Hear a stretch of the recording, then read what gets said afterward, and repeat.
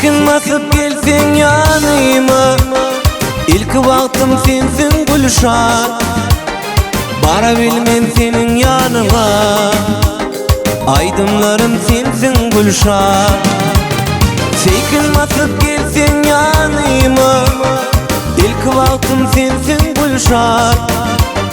Bara bilmem senin yanına, aydınlarım sensin Gülşah. Aklım allı gödül bir gün, sana aşık olur her kim. Taşa çıksın arzu yalkın, arzularım sensin Gülşah. Aylanayın adımdan, çıkarmasın yadımdan, sevimizin adından söyle Gülşah. Aylanayın adımdan, çıkarmasın yadımdan, sevimizin adından söyle Gülşah.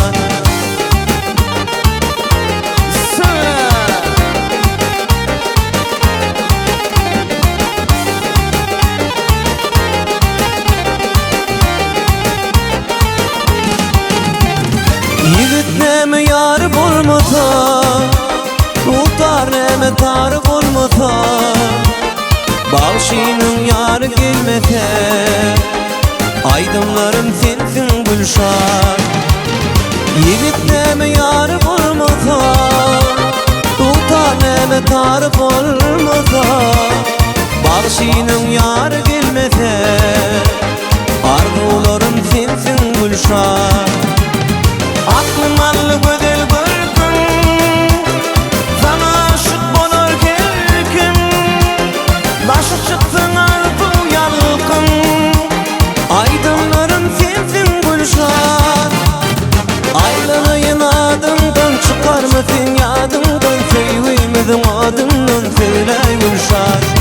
Aylanayın adımdan, çıkarmasın yadımdan, sevimizin adından söyle Gülşah. Sevimizin adından söyle Gülşah. Sevimizin adından söyle Gülşah. Hadi berken layıktır. Söyle.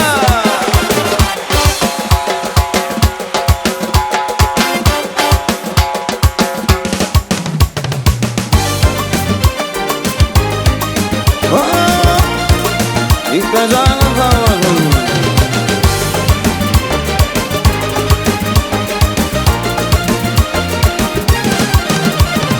Bugün gözüm düştü senin gözüne, kalem kaşlarına kara gözüne.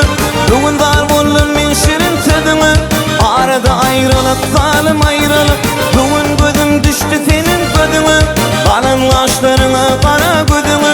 Bugün dar buldum ben şirin sözüne, arada ayrılık zalim ayrılık.